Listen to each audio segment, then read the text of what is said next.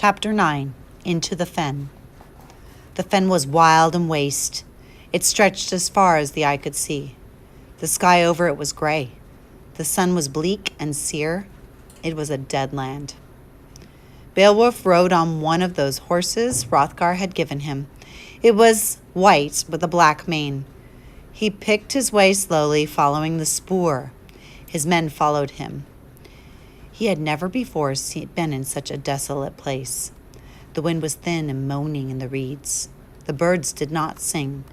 Even the light had a brief look about it, as though it were a trespasser.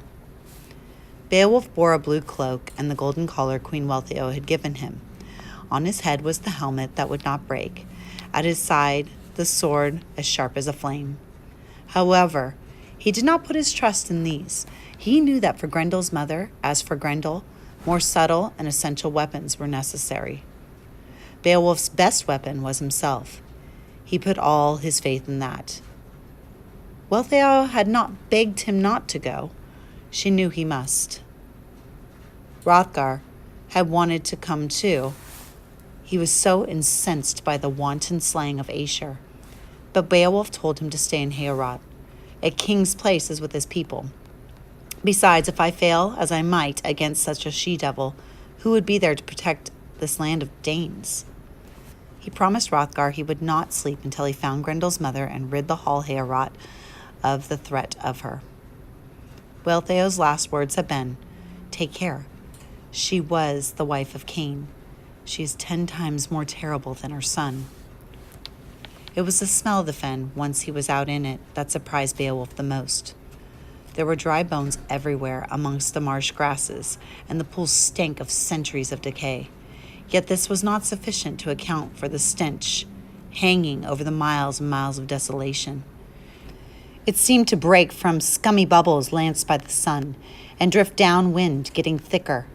It made Beowulf cough. His horse shook its head. The golden bridle jingled. At last the spoor came to an end. Beowulf drew rein. He stood beside a black rock that overhung the waters of a pool. The pool had dark veins of blood in it. There was a twisted tree on the rock. Dangling from the only branch that grew on the tree was a gory head. It was Unferth's. The eyes did not look sideways as they had often had in life. Beowulf spoke to his men. "Bury Unferth's head," he said. "He was a person to be pitied." Some of the Geats wanted to argue. They hated the dead Danes so much. But when they saw their leader stripping off his blue cloak, obviously preparing to dive into the pool, they had no heart to question his commands. Beowulf stared at the water. The blood was boiling in it, hissing like snakes.